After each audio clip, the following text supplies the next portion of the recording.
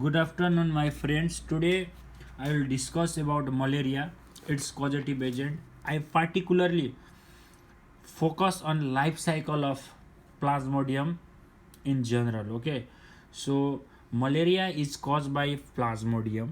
Plasmodium, it is a protozoa. It is a protozoa, a unicellular organism. There are 100 species of plasmodium, but 5 of these are able to cause malaria in human being. They are vivax, plasmodium malaria. You can see plasmodium ovale, plasmodium falciparum, plasmodium knowlesi.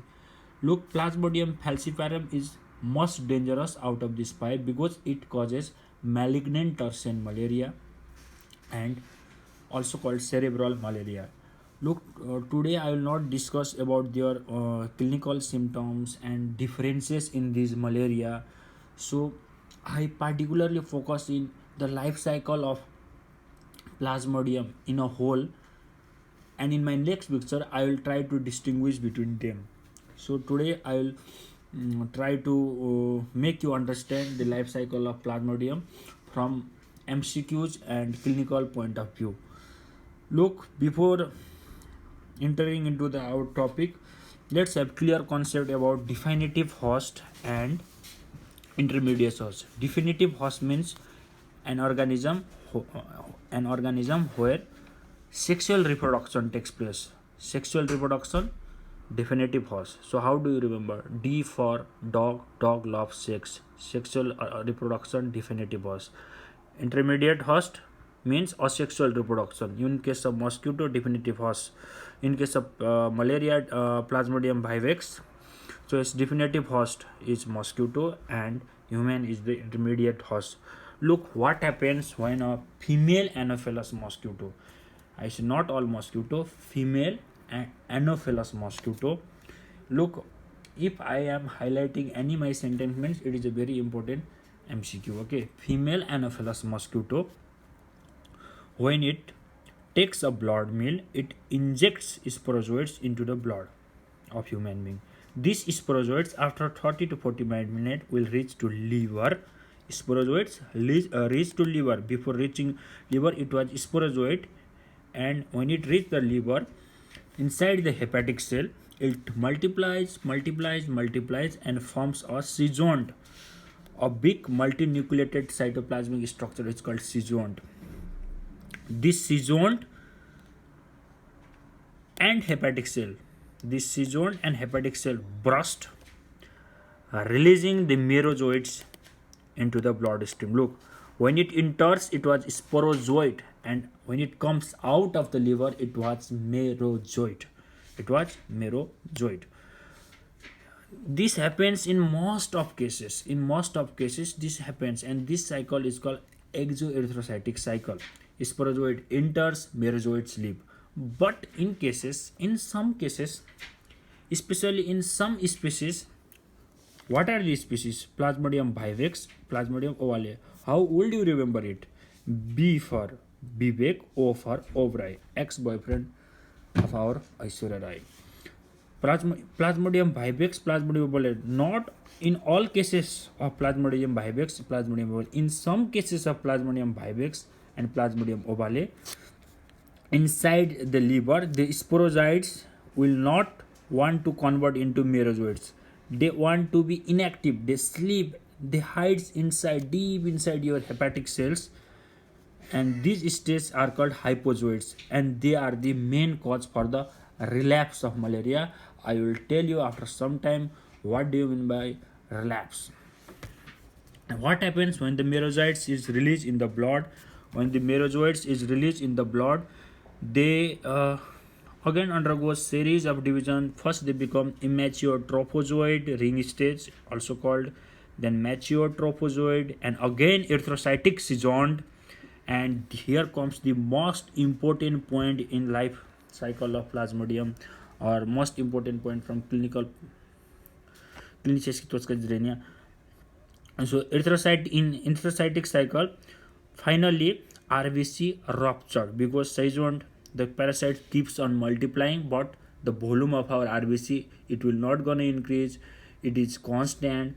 So the RBC becomes distended and it ruptures, releasing the what merozoites into the bloodstream. And this rupturing of RBC and releasing of merozoites is linked with the clinical manifestation.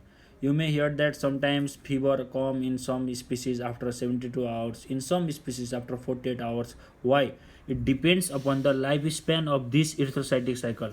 If erythrocytic cycle is completing in 72 hours, it means fever will occur after every 72 hours. I'll tell in my next video about all this. But look here, rupturing of RBC and releasing of merozoites into the blood is linked with the clinical manifestation. And when the RBC is ruptured along with merozoites, there are hemojoin pigment. Hemojoin pigment means digested hemoglobin by parasites. They also come out, and it is the reason for your fever, your chills, your asnob. Okay. So when merozoites come out in the bloodstream after the rupturing of erythrocytes, they are again ready to invade another new RBC, and the cycle continues. If the person is treated left untreated, he may die because of the massive destruction of RBC. Okay, maximum of merozoites, they reinvade another new RBC, but some of them, they will now transform into gametes inside RBC. They will now transform into gametes inside RBC. And when these RBC are picked up by mosquito, and when a healthy mosquito bites infected person, along with the blood, RBC that has been loaded with the gametes of plasmodium will enter into the gut of the mosquito, will enter into the stomach of the mosquito. Here they form zygote. The zygote modified becomes elongated, motile, and penetrate the wall of the gut and converts into ookinete. Ookinete develops a cyst wall around it and keeps on multiplying. Finally, it bursts, releasing sporozoites that ultimately reach into the salivary gland of the mosquito, and the cycles happens again.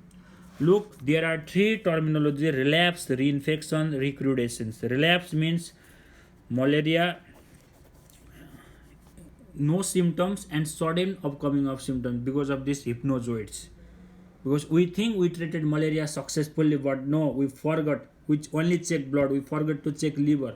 Some inactive parasites, they are hiding inside your liver cells, and when they get chance, they will re-attack you. Reinfection means you get another new infection. We treated successfully, but we are again eaten by some infected female Anopheles mosquito. Recrudescence means we treated malaria ineffectively. So it's the unsuccessful treatment is the cause of recrudescence. Look, the question I will want to show: malarial relapse is due to. This is the serious question. It has been asked. Look, in NMCLE Mongsir 2062. Malarial relapse is due to, the inactive state, the hypnozoites. Relapse means कुछ सुधरने के बाद फिर बिगड़ना, and it is due to the hypnozoites. And hypnozoid, it is found in case of Plasmodium ovale and Plasmodium vivax. Not in all cases. In some cases, hypnozoites are inactive stages. And drug of choice is primaquine. Primaquine is the drug of choice to prevent relapse. I will tell you about drugs and some basic differences between Plasmodium vivax and Plasmodium falciparum in my next video, Malaria Part 2. Till then, goodbye. Keep watching my videos. Thank you. Bye bye.